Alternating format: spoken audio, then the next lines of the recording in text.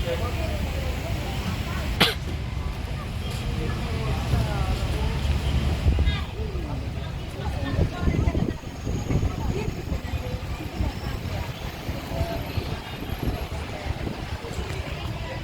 Keuskupan Agung Jakarta, Romo Samuel Pangestu selaku Vikaris Jenderal Keuskupan Agung Jakarta, dan Romo Hani sebagai Pastor Kepala Gereja Katedral Jakarta saat ini sudah hadir. Itu prihatin.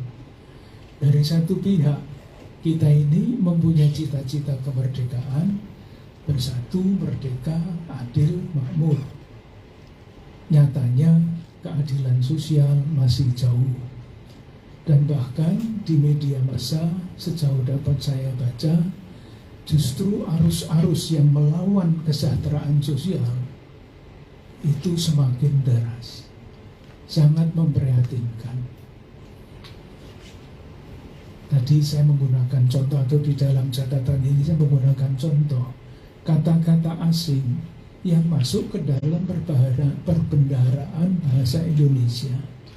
Bukan hanya katanya yang masuk, tetapi watak yang ada di balik kata-kata itu masuk. Itu salah satu contohnya adalah mafia. Mafia itu kan terkenal di Italia, itu pasti bukan bahasa Indonesia. Tetapi sekarang kita mendengar macam-macam kata yang dihubungkan dengan mafia. Yang terakhir mafia pajak, mafia peradilan, mafia segala macam mafia. Langsung berlawanan dengan kesejahteraan bersama. Lalu yang terakhir ini di koran, di televisi ditunjukkan bupati ini ditangkap KPK, anggota DPR ini ditangkap KPK, apalagi Hakim Agung ini ditangkap KPK. Kan lengkap, yang mestinya menjamin, memastikan kesejahteraan bersama negara, eksekutif, legislatif, yudikatif, semuanya kacau. Bukan maaf.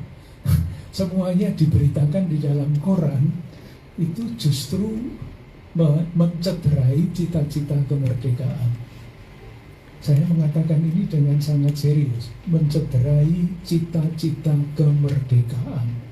Jadi bukan hanya korupsi itu jalannya, tetapi akibatnya adalah cederanya martabat bangsa Indonesia. Bangsa Indonesia itu ternyata kayak gitu ya. Ini kan susahnya bukan main. Terjadi di negara kita, bagi saya itu sebetulnya berlawanan dengan watak dasar bangsa Indonesia. Karena watak dasar bangsa Indonesia itu sejauh tidak dirusak oleh arus-arus seperti itu adalah berusaha terus, keutamaannya untuk mengusahakan kesejahteraan bersama lewat yang namanya solidaritas. Nilai solidaritas bangsa Indonesia itu sangat mengagumkan sebetulnya kalau tidak dirusak oleh arus-arus seperti ini. Oleh karena itu, saya mengajak umat Katolik yang merayakan Paskah tidak hanya merayakan Paskah.